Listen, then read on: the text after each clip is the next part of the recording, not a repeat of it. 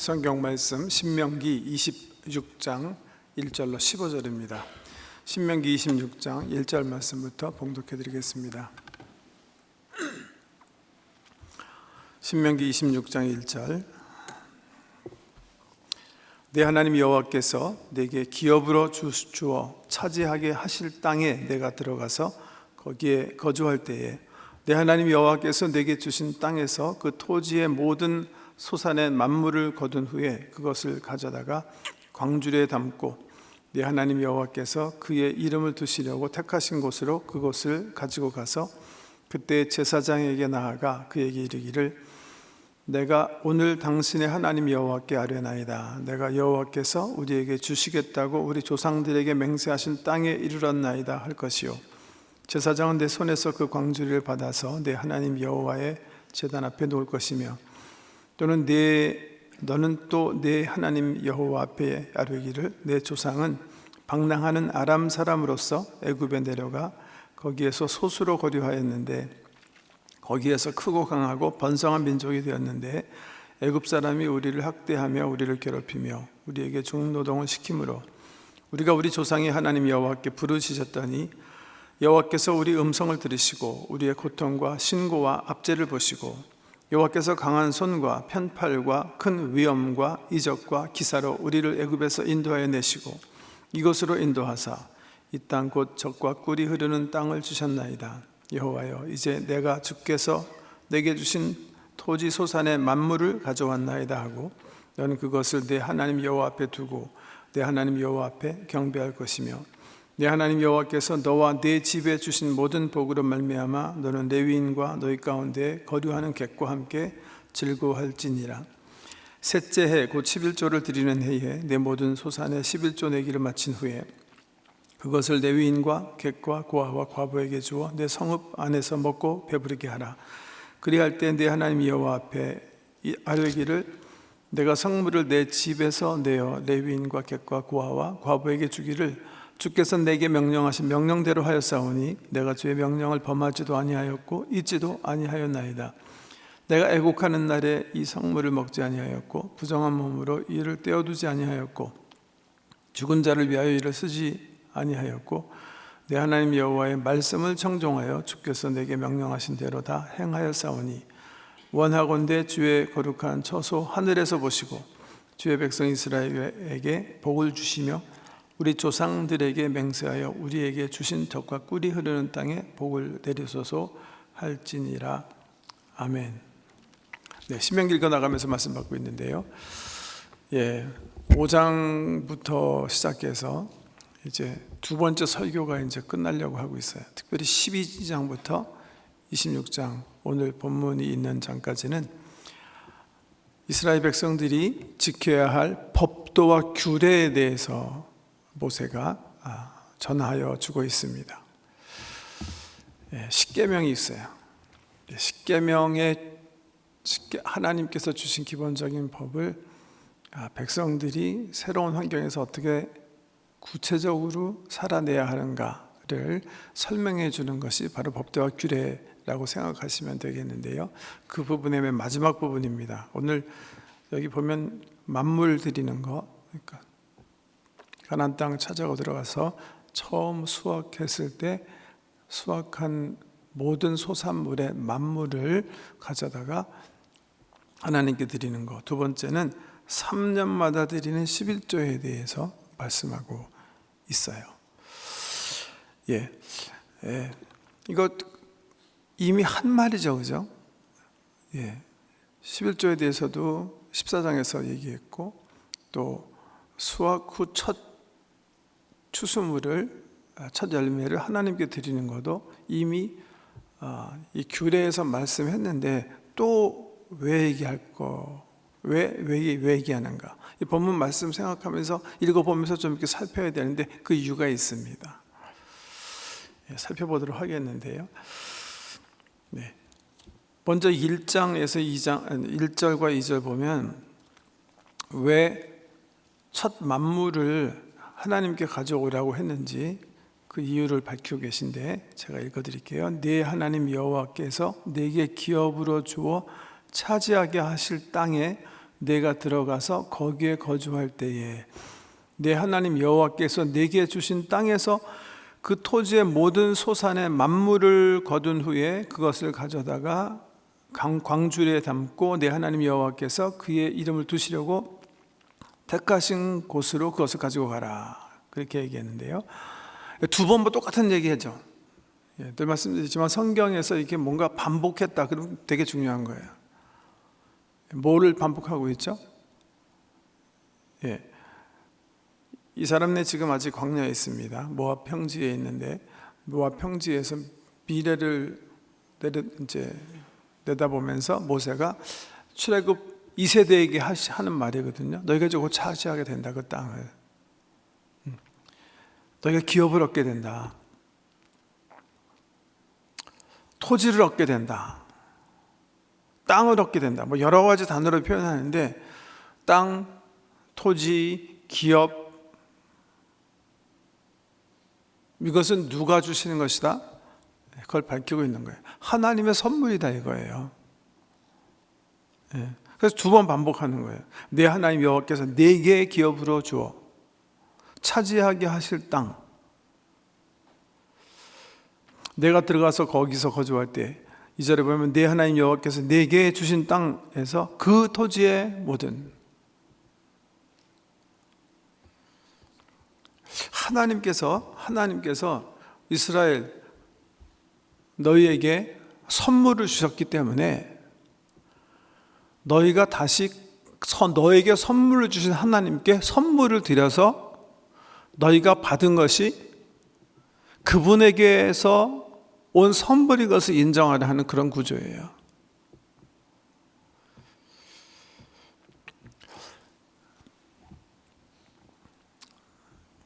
여기 계신 대부분의 분들이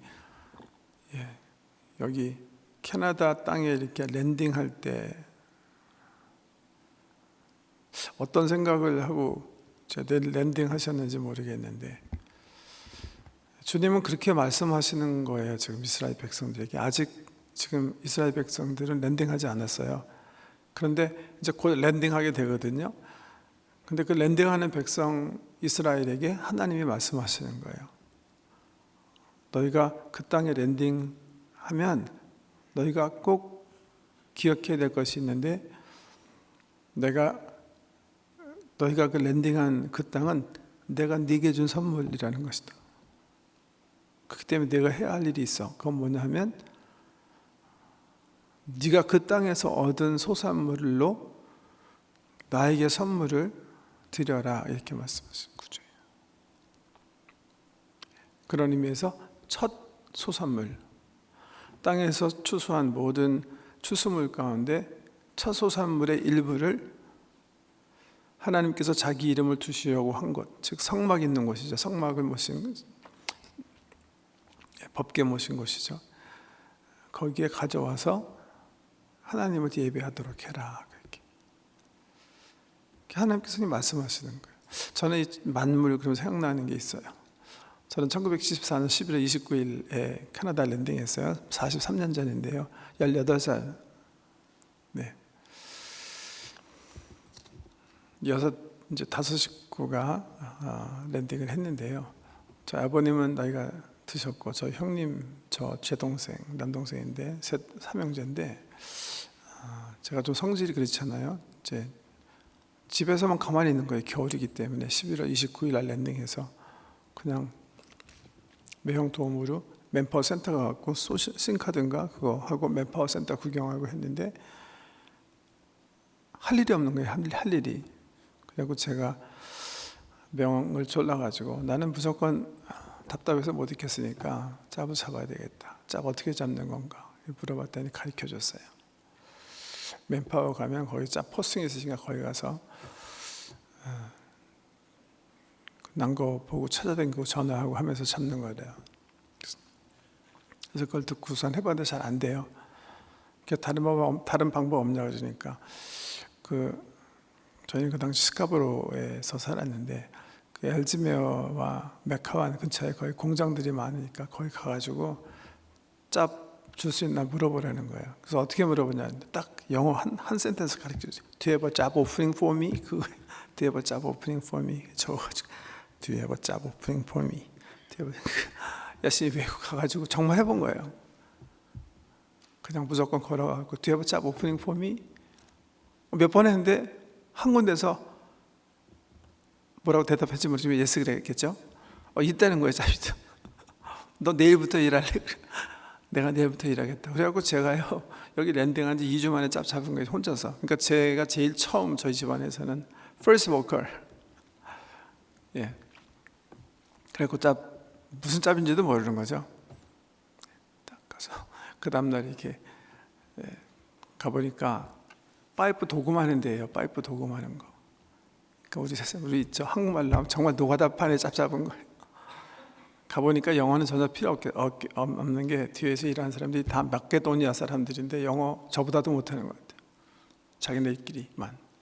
그러니까 다 마케도니안. 거기서 열심히 일을 하게 됐는데요. 미니멈 웨이지죠 물론. 그리고 뭐 수속해가지고 2주 만에 한 번씩 이제 체크를 주겠다. 그래가지고 받아보니까 처음 놀란 거는 이거 되게 많아야 되는데 돈이 되게 작은 거예요. 보니까 텍스가 엄청나게 뛴 거예요. 너무 제가 충격을 받은 거죠. 야, 캐나다는 정말 세금을 엄청나게 가져가는구나. 처음 느끼고 그 체크를 2주에 받았는데 일단은 뭐 저한테는 엄청 한국에서 제가 이제 고등학교 졸업하자마자 여기 오는 기간 동안에 학생들 과외 공부를 시켰기 때문에 그 당시 10,000원 받았거든요. 10,000원. 한 달에 한 사람당 10,000원. 이 체크를 계산해 보니까 이게 거금인 거예요. 두 주 일했는데 와, 이거는 뭐 정말 그 당시 한 5만 불 정도 되는 돈. 제가 저한테 좀 선한 생각이 들어가지고 첫 체크를 받아서 어떻게 하면 좋을까 생각하다가 부모님께 갖다 드리자. 해갖고 그냥 오래간만에 효하려고 갖다 드린 거예요. 이거 첫 월급 받았는데 어머님, 아버님이 쓰세요. 근데 우리 어머님이 딱 받으시더니 참 고맙다. 이거 하나님께서 우리 이 땅에 처음 우리 둘째 통해서 돈 벌게 하셨으니까 이거 다 헌금 내자. 딱 제가 너무 샤크받고 아니 그런 거 억울을 갖다가 제가 속으로 두 주에 한 번씩 받기 다행이다. 정말 다행이야. 한 달에 한 번씩 받았다 큰일 날 뻔했다 싶어가지고 그냥 기억이 나요. 저희 어머님이랑 저희 아버님도 사실은 그 당시 신앙이 있으신 분이 아닌데 어머니 원하시는 대로 첫 그 체크를 주께 드렸던 기억이 나는데요. 뭐 그런 비슷한 어떤 예식 같아요. 근데 저는 보세요. 이제 하나님께서 이 땅을 너에게 주셨으니까 선물을 통해서 이 땅에 선물 주신 분이 하나님인 것을 인정해라 하는 그 구절인데요. 그렇게 되면 굉장히 이 선물이 굉장히 헌물이 중요해지는 것 같은데 사실은 이 본문 말씀을 읽어보면 이 본문 말씀은 헌물보다 더 깊은 메시지가 있다고 생각해요. 헌물 얘기는 사실 14장에서 했어요. 이미. 그게 뭔가 3절부터 나와 있는데 그냥 첫 수확물 걷어가지고 뭐 이거 다 가져오라는 건 아니에요. 사실은 이게 말씀 보면 오케이 추수한 거 다 걷어가지고 하나님께 가져오라는 거 아니고 처음 추수한 거 일부 여러 가지 종류 특별히 열매 중심으로 얘기하는 것 같아요. 광주일에 담는 거 보니까 광주일에 담아서 하나님께서 그의 이름을 두신 곳으로 가져와라 하는데 그냥 이 열매만 걷어서 가져오라 하는 그런 말씀 아니에요. 그 말씀은 짧게 한 거고 3절에 보면 그걸 가져오면서 뭔가 이렇게 컨페셔널한 크레도 이거 어떻게 표현할지 모르겠는데 무슨 고백적 예식을 통해서 하나님을 기리도록 해라 이런 말씀을 이제 계속하세요. 읽어드릴게요. 3절을 그때의 제사장에게 나아가 이제 물건을 가지고 나아가 그에게 이르기를 이제 고백하라는 거예요. 내가 오늘 당신의 하나님 여호와께 아뢰나이다. 내가 여호와께서 우리에게 주시겠다고 우리 조상들에게 맹세하신 땅에 이르렀나이다 할 것이요. 첫 번째 고백이에요. 이렇게 얘기하라는 거예요. 여기 지금 모세가 얘기하면서 하나 좀 이제 성석적으로 좀 살펴봐야 되는 게, 내 하나님께서 내게 기업으로 주신, 이게 다 싱귤러로 써 있어요. 한편으로는 이스라엘 민족을 그냥 단순 2인칭으로 지칭한다 이렇게도 볼 수가 있고, 그 단순 2인칭을 통해서 모든 한 사람 한 사람에게 명령하시는 그런 말씀의 의미도 있다 이렇게 볼 수가 있는 단어인데요. 각 사람이 헌물을 가지고 나가서 이렇게 말해라. 어떻게 보면 이스라엘이란 공동체가 함께 말해라. 이 단순한 2인칭으로 쓰여져 있지만 이스라엘 전체 공동체가 함께 헌물을 가지고 나가서 이렇게 고백적 예식을 해라 하는 말씀이라는 말이죠. 어떻게 고백하라고요? 이렇게, 내가 오늘 당신의 하나님 내가 여호와께서 우리에게 주시겠다고, 3절 내가서부터요. 내가 오늘 당신의 하나님 여호와께 아뢰나이다. 내가 여호와께서 우리에게 주시겠다고 우리 조상들에게 맹세하신 땅에 이르렀나이다 할 것이요. 그렇게 고백하라는 거예요. 요 한 가지만 고백하는 건 아니에요. 고백 내용이 또 있어요. 첫 번째는 일단 그렇게 고백하라는 거예요. 하나님께서 이제 가라고 하신 땅에 내가 이제 이르게 되었습니다. 이렇게 헌물을 가져와서 기념해라. 그렇게. 그러면 제사장은 내 손에서 그 광주를 받아서 내 하나님 여호와 앞에 제단에 놓을 것이며, 5절에 보면 또 두 번째 고백이에요. 너는 또 내 하나님 여호와 앞에 아뢰기를, 어떻게? 내 조상은 이건 두 번째 고백은 길어요. 내 조상은 방랑하는 아람 사람으로서 애굽에 내려가 거기에서 소수로 거류하였더니, 누구 얘기하는 거죠? 야곱 얘기하는 거죠. 그죠? 야곱이 왜 아람 사람으로 표현됐을까요? 그 쌍둥이 형 에서의 낯을 피해서 삼촌이 살았던 하란으로 도망갔었잖아요. 그래서 아람 사람으로 표현했는데, 그렇게만 표현하면 몰랐을 텐데 애굽에 내려가 거기에서 소수로 거류하였더니 금방 알 수가 있죠. 애굽에 식소를 데리고 내려간 사람이 누구예요? 야곱이잖아요. 그죠?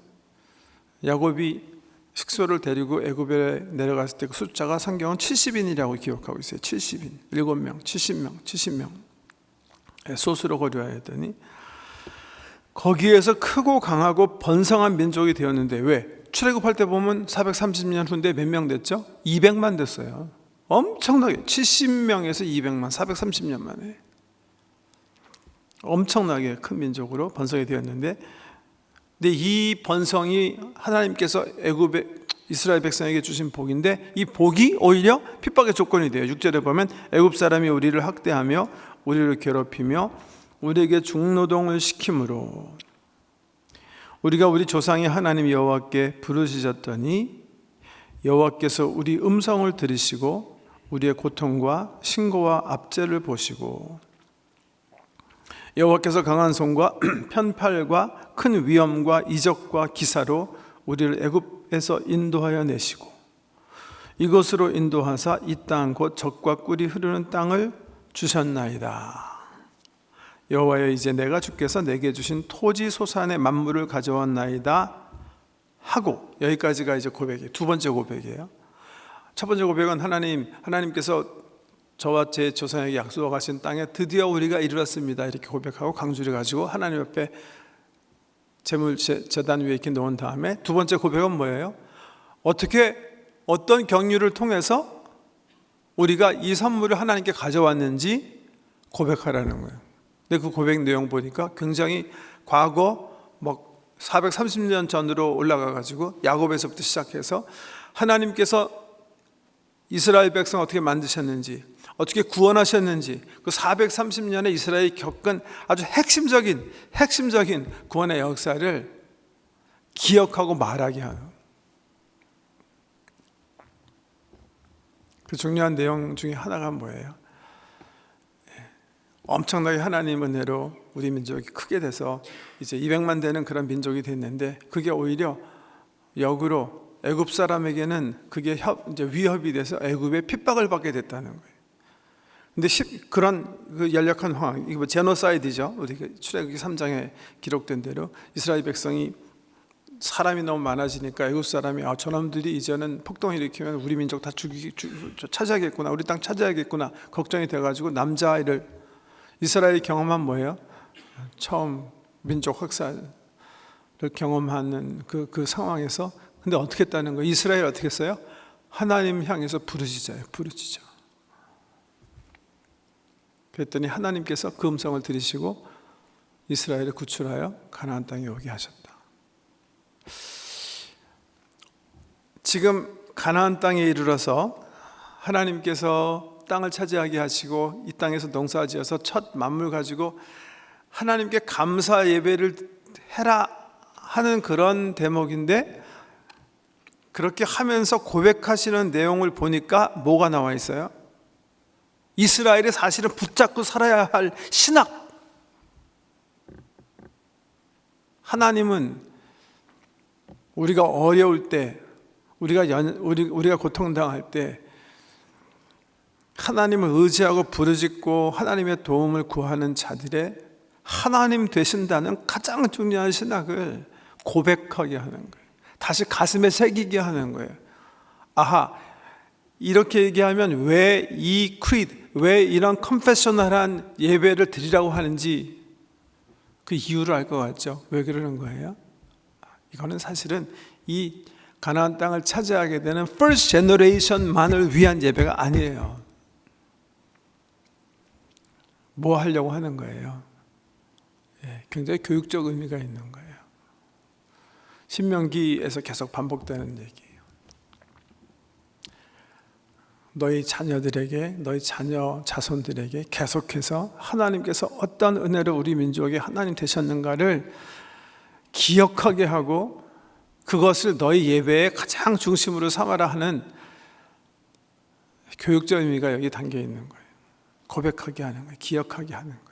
잊지 않게 하는 거예요. 저는 주일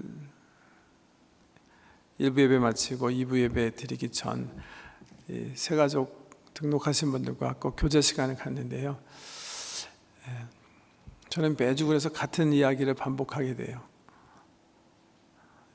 제 삶에 주신 하나님의 은혜를 나누는 시간이거든요.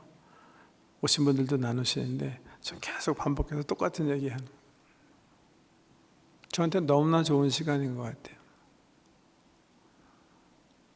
기억하는 거예요. 가슴에 다시 새기는 거예요.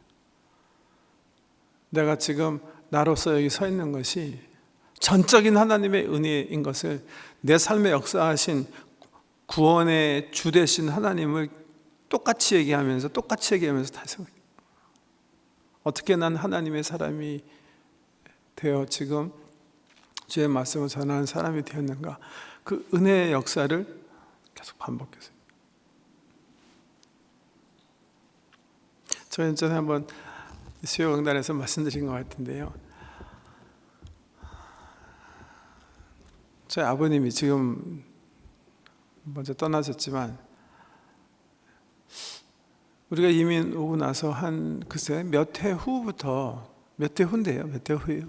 예. 이제 우리 각자 이제 학교로도 가고 뭐 각자 이제 뭐 장가 간 사람 장가 가고 해서 집을 이렇게 떠나게 되었는데, 아버님이 그냥 10월 어느 날 그렇게 우리 저녁 이제 주일마다 우리 식구들이 모여서 이제 함께 식사를 하는데 그렇게 얘기하시는 거예요. 다음 달 우리 11월 29일 그날 한번 내가 한번 저녁 낼 테니까 한번 식당에서 보이자. 11월 29일 그 아버님이 무슨 말씀하시는지 저희가 금방 아는 거예요. 그게 랜딩한 날이거든요. 랜딩한 날. 저희 아버님이 그런 제안을 하셨기 때문에 그 식당에서 모이게 된 거예요, 우리 식구가. 모임하자마자 그냥 의미가 우리 영혼 속에서 살아나는 거예요. 왜냐하면 11월 29일이기 때문에 그래요. 제가 몇 년 전인지 우리가 잘 기억하지 못하는데요, 11월 29일이 주는 의미를 알아요. 왜냐하면 11월 29일이라는 의미는 왜 저희가 한국에 살지 않고 큰누님 계신 이 캐나다로 이미 수속을 하게 됐는지, 그 모든 그 뒤안길의 이야기들을 포함하는 그 역사가 거기 담겨 있거든요. 오지 않았어도 됐죠. 아버님이 사업 잘하시고 이상한데 눈 돌리지 않으시고 그렇게 저희 아버님이 나중에 좀 이렇게 돈 모으시고 나서 욕심이 생기셔서 배에 손을 대셨어요. 정말 잘못하신 거거든요. 서울에 계신 분이 왜 배 사업을 합니까? 사람을 너무 믿으신 거예요. 그것 때문에 완전히 왕창 나가기 시작했거든요. 가세가요. 그래서 늘 말씀드리지만 저희는 여기 랜딩했을 때 저희 삼형제와 두 어머님 아버님 모시고 왔는데 그때 국가에서 200불 가지고 나갈 수 있다, 500불 가지고 나갈 수 있다 그러시던데 걱정할 필요가 없었어요. 왜냐하면 가져올 돈이 없으니까. 돈 가져오는 게 아니라 그 비행기를 빚을 내고 왔다니까요. 비행기 5장을 사야 되는데 5장 사지를 못해서 정말 2장인가 뭔가는 이게 와서 갚는 거.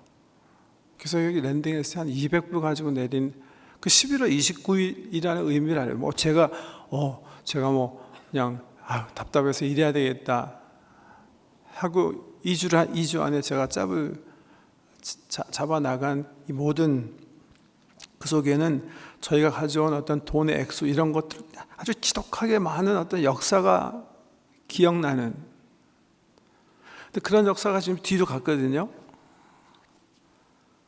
한 10년 이 땅에서 살면서 벌써 이제 뭔가 충분하게 우리 사명제가 이 땅에서 이렇게 뿌리 내리고 도전할 수 있는 발판이 마련됐거든요.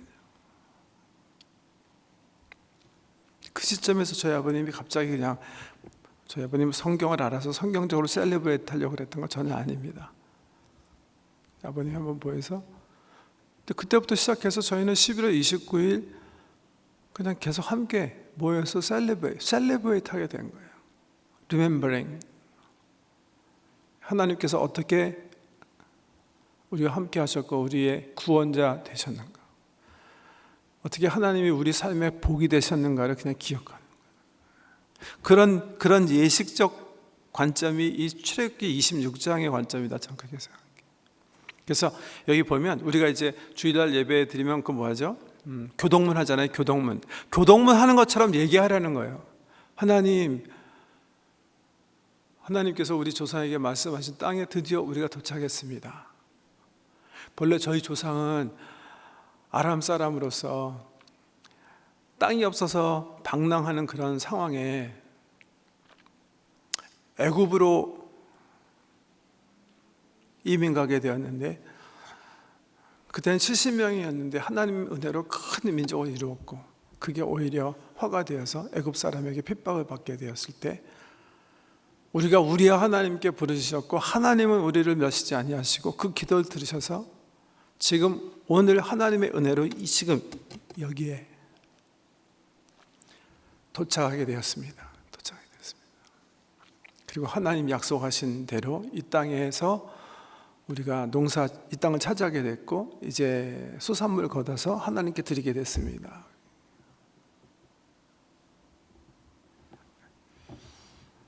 단순히 이렇게 예물 갖다 바쳐라 하는 말씀이 아니라,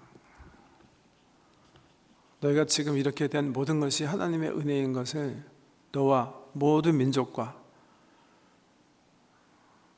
네 배에서 난 너희 자손과 네 후손들이 계속 기념하고 기억하고 confess, 고백하게 해라.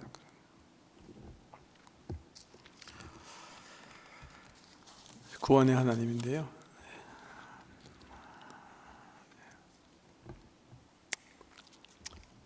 또 하나 포인트는 그래갖고 성물을 가져오잖아요. 근데 어떻게 하라는 거죠?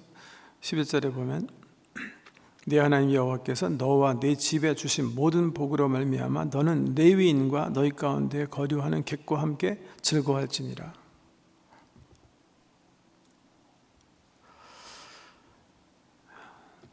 하나님께서 우리에게 은혜 주셔서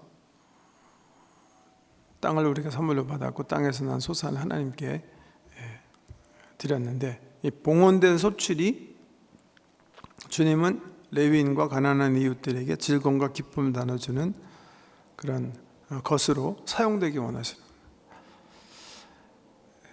하나님께서 주신 은혜를 감사함으로 특별히 토지를 분배받지 못한, 땅을 분배받지 못한 레위인들과 그리고 실질적으로 연약한 가난한 이웃들이 함께 그 소산을 나눠 먹게 해라, 그렇게 명령하고 계세요. 12절 이후에 나오는 그 11조 규례도 뭐 상통한 그와 흡사한 그런 가르침인데 읽어드릴게요. 12절 셋째 해 곧 11조를 드리는 해에 내 모든 소산의 11조 내기를 마친 후에 그것을 레위인과 객과 고아와 과부에게 주어, 여기 보세요, 내 성읍 안에서 먹고 배부르게 하라. 그러니까 이 11조는 매년 소산을 매년 그 추수한 소산 중 11조를 하나님이 자기 이름을 두신 곳에 드리라는 11조와는 구별된 11조예요. 기억하세요? 14장 한번 보실까요? 14장 한번 열어보세요. 14장 22절 보면 너는 마땅히 매년 토지 소산의 12조를 드릴 것이며 내 하나님 여호와 앞 곧 여호와께서 그의 이름을 두시려고 택하신 곳에서 내 곡식과 포도주와 기름의 11조를 먹으며 내 소와 양의 처음 난 것을 먹고 내 하나님 여호와 경외하기를 항상 배울 것이니라. 매년 토지 소산의 11조는 뭘 위해서 드리는 거예요? 신앙생활을 위해서 드리는 거예요. 그래서 하나님께서 자기 이름을 두신 곳, 그러니까 지금으로 얘기하면 성막에 가져와서, 지금으로 얘기하면 교회에 드려서 교회 중심으로 신앙생활하는 모든 것을 그 비용으로 감당하게 하는 11조가 매년 드린 11조고요. 두 번째 11조는 28절 보세요. 14장 28절 매 3년 끝에 그 해 소산의 10분의 1을 다 내요. 뭐예요? 네 성읍에 저축하여. 이거는 성전에 가져오는 11조가 아니에요. 매 3년마다는 성읍에 비축해서 어떻게 해요? 가난한 사람 나눠주는 거예요. 너희 중에 분깃이나 기업이 없는 레위인과 내 성 중에 거류하는 객과 및 고아와 과부들이 와서 먹고 배부르게 해라. 그리하면 내 하나님 여호와께서 내 손으로 하는 범사에 내게 복을 주시리라.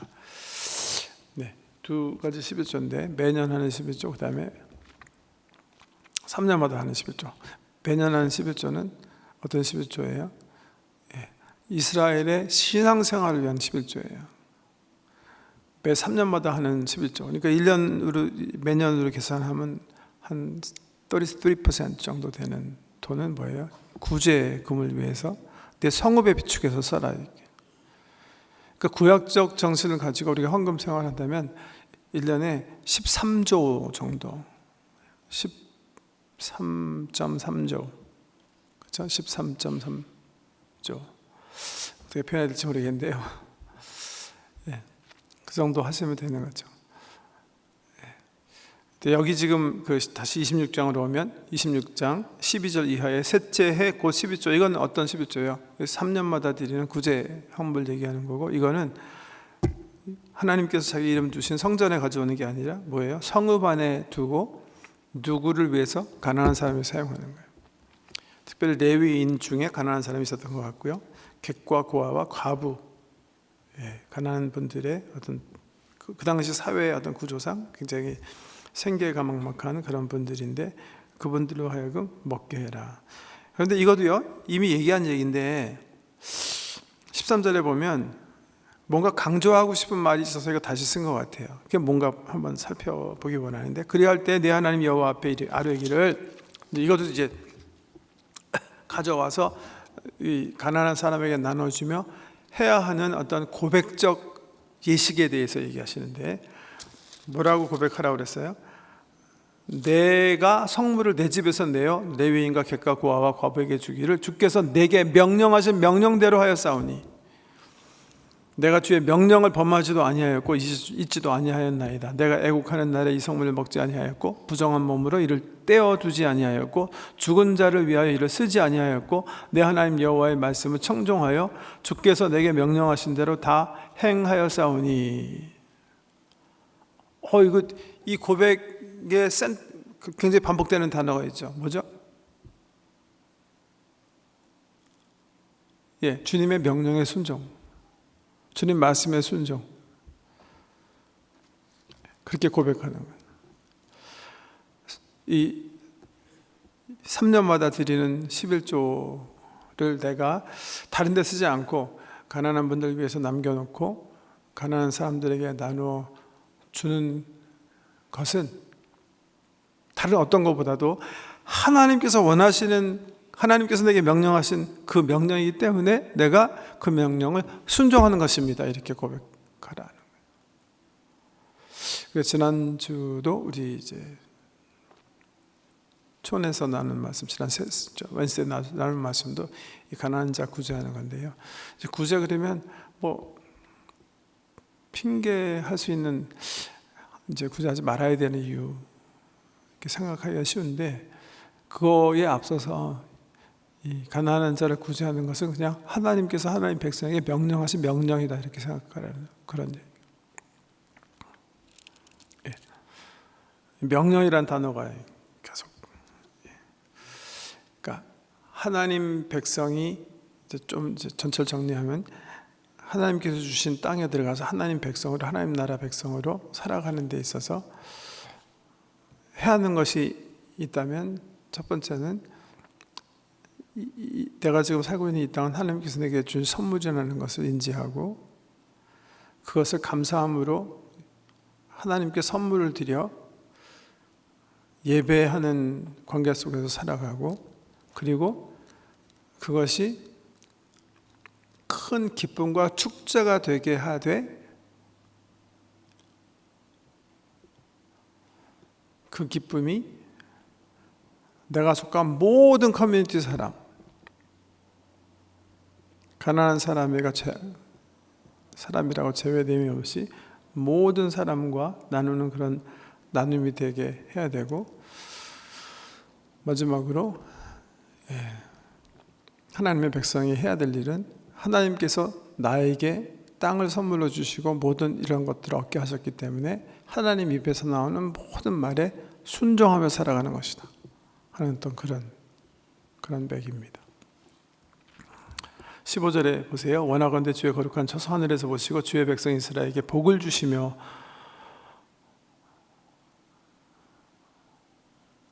우리 조상들에게 맹세하여 우리에게 주신 젖과 꿀이 흐르는 땅에 복을 내리소서 할지니라. 14절 하반절 맨 끝절부터 다시 읽어야 되겠네요. 내 하나님 여호와의 말씀을 청종하여 주께서 내게 명령하신 대로 다 행하였사오니 원하건대 주의 거룩한 처소 하늘에서 보시고 주의 백성 이스라엘에게 복을 주시며 우리 조상들에게 맹세하여 우리에게 주신 젖과 꿀이 흐르는 땅에 복을 내리소서 할지니라.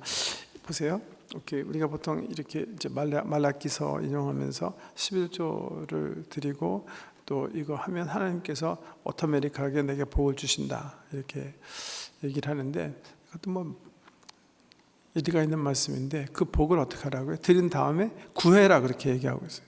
하나님 내가 하나님 말씀대로 살았습니다. 이제 하나님께서 저에게 복을 주십시오. 이렇게 구하면서 살아라. 이게 성경에서 얘기하는 구하면서 살아라. 구하면서 살아라. 그 관계 속에서 살아라 하는 어떤 그런 말로 모세가 하고 있어요. 예, 아까 이제 이거 14장에서 이미 말씀한 건데 왜 다시 26장 맨 마지막 부분에 다시 이 만물 드리는 거와 3년마다 드리는 11조를 드리게 했을까? 제가 볼 때는 그래요. 이것 예식 때문에 그러는 거예요. 예식이에요. 그게 그냥 그 예물을 통해서 그 예물이 의미하는 바, 내가 지금 살고 있는 내 땅에서 내가 생명을 누리고 있는 그 근원은 하나님이시라는 것을 네 신앙의 고백이 되게 하라는 거예요. 우리가 11조물 드릴 때도 마찬가지고 주일 헌금 드릴 때도 마찬가지고 그런 의식 가운데 하나님, 내가 지금 이번 주 또 이번 달 받은 모든 것은 하나님께서 내게 주신 선물입니다. 그러므로 내가 이 선물을 통하여 하나님이 모든 것에 주시는 분임을 인정합니다 하는 의미를 가지고 그런 신앙적 고백을 하면서 예배자로 살아라 하는 그런 모세의 교훈이 담겨 있는 말씀입니다. 그렇기 때문에 이 말씀은 우리 실생활에도 너무나 그냥 그대로 적용해야 하는 그런 말씀이라고 생각해요. 오늘 이제 셀레브레이션에 대해서도 말씀드렸는데, 제가 저희 가정 이야기를 그냥 또 한번 좀 말씀을 드렸는데, 한번 이렇게 고민해 보시는 것도 좋을 것 같아요. 내 삶 속에 하나님께서 주신 은혜가 뭔가 생각해 보고, 나만 그냥 기억하지 말고 우리 집안 식구들이 함께 좀 이렇게 기억하고, 이것이 우리 집안에 주신 하나님의 은혜구나, 자손 대대로 이렇게 좀 이렇게 고백되어질 수 있는 그런 예배, 그런 어떤 규범 이런 것들을 각자 그런 전통들을 이렇게 좀 집에서 이렇게 좀 만들어서 좀 셀레브레이트하면 좋지 않을까. 그것이 어떤 것이라서, 제가 이스라엘 갔을 때 한 번은 워 메모리얼 뮤지엄 전쟁기념박물관 이렇게 가보고 굉장히 이렇게 놀랐는데, 가서 이렇게 들어가는 입구에 큰 벽화가 이렇게 새겨져 있는데요, 모든 사람들이 이렇게 땅을 보면서 이렇게 가요. 근데 그 엄마 손에 끌려가는 한 5살 벽의 아이만 하늘을 이렇게 쳐다보고 가고요. 글쎄, 이게 엄청나게 큰 이런 벽 조각인데, 벽화라고 하면 안 되죠. 벽에 조각된 어떤 조각물인데, 그 밑에 새겨진 글이 있어요. Forgive but never forget. 이 박물관에 들어가 보니까 정말 2차 세계대전 동안에 독일 나치가 얼마나 유태인들을 정말 이렇게 잔인하게 죽였는가, 그 참상을 정말 이렇게 막 위가 뒤틀릴 만큼 경험할 수 있게 그 기념관을 만들어 놨던데요. 정말 이런 일이 불과 몇십 년 전에 이 땅에 있었는가, 정말 소스라치게 놀랄 만큼, 식욕이 없어질 만큼 그런 역사들이 기록이 되어 있는데요. 리멤버링 하는 거예요. 굉장히 중요합니다. 리멤버링. 그 가운데 역사하신 하나님, 그 가운데 나의 도움 되시고 구원자가 되신 하나님, 각자 다 스토리가 있을 테니까요, 그 스토리 그냥 다 지우지 마시고 생각해 보시고 셀레브레이트 하시고, 우리 가족 식구들이라도 서로 나누고 셀레브레이트 하고, 또 그보다 더 길게는 혹시 할아버지 또 증조할아버지 얘기, 또 우리 자녀들이 알아야 되는 얘기가 있으면, 구원, 하나님께서 어떻게 우리를 구원하셨고 이 자리에 오게 하셨는가, 좀 이렇게 좀 이스라엘 백성들이 하는 것처럼 이렇게 좀 셀레브레이트 할 수 있으면 좋을 것 같아요. 우리 가족, 우리 가문의 어떤 예배가 되는 어떤 그런. 기도하겠습니다.